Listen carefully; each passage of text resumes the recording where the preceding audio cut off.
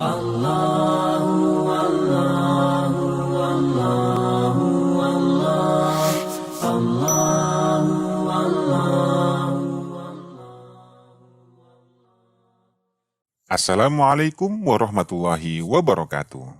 Selamat datang di channel Haukola, channel kisah inspirasi dan edukasi Islam yang dikemas dalam bentuk animasi. Belajar tentang Islam jauh lebih menyenangkan. Selain sebagai penyampai syariah, Rasulullah Shallallahu Alaihi Wasallam juga berperan sebagai guru, hakim, mufti, pemimpin, dan pendidik. Pada masa itu, selain sebagai sarana beribadah, masjid juga difungsikan Nabi sebagai tempat pembelajaran, berfatwa, dan memberi keputusan atas suatu permasalahan.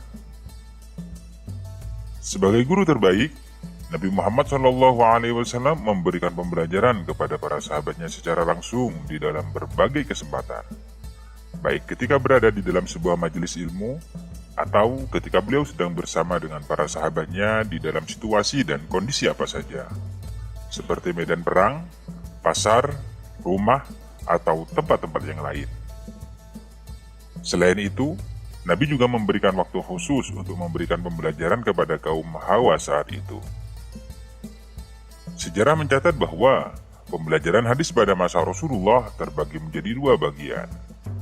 Pertama, metode penyampaian hadis, dan yang kedua, metode pemahaman hadis. Berikut perinciannya. Metode penyampaian hadis pada masa Nabi adalah sebagai berikut. Pertama, pengajaran secara bertahap sebagaimana Al-Quran yang diturunkan secara bertahap. Kedua, pengajaran hadis secara fleksibel, dengan artian Nabi tidak pernah menentukan kapan dan di mana beliau akan menyampaikan hadis. Ketiga, pengajaran hadis di dalam majelis-majelis ilmu yang Nabi adakan. Keempat, penyampaian hadis yang disaksikan oleh para sahabat, baik berupa hadis qauli, fi'li, atau hadis takriri.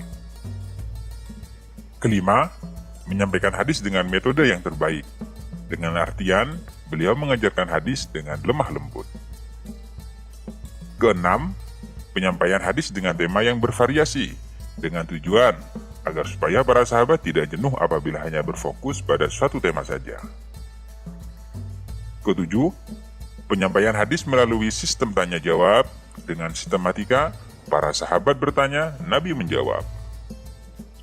Kedelapan, penyampaian hadis sesuai dengan kemampuan pendengar. Dan yang terakhir kesembilan, penyampaian hadis dengan cara mempermudah dan tidak mempersulit. Metode ini adalah metode yang ditempuh Nabi dengan tujuan agar suatu pembelajaran terhadap sahabat dapat diterima dengan mudah serta mendapatkan hasil terbaik. Oleh karena itulah, metode ini juga merupakan metode dakwah Nabi Muhammad SAW.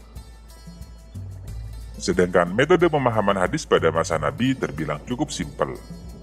Hal ini dikarenakan Nabi selaku sumber pertama dan utama di dalam hadis masih hidup. Pada masa itu, apabila ada sahabat yang tidak memahami pengertian salah satu hadis, mereka langsung bertanya kepada sumbernya yang menjadikan masalah yang terkait dengan pengertian hadis bisa dengan mudah untuk dipecahkan. Oke, itulah sejarah perkembangan hadis pada masa Nabi Muhammad SAW. Apabila suka dengan video ini, klik like. Apabila tidak suka, ya taulah mau ngapain. Dan akhirnya, wassalamualaikum warahmatullahi wabarakatuh.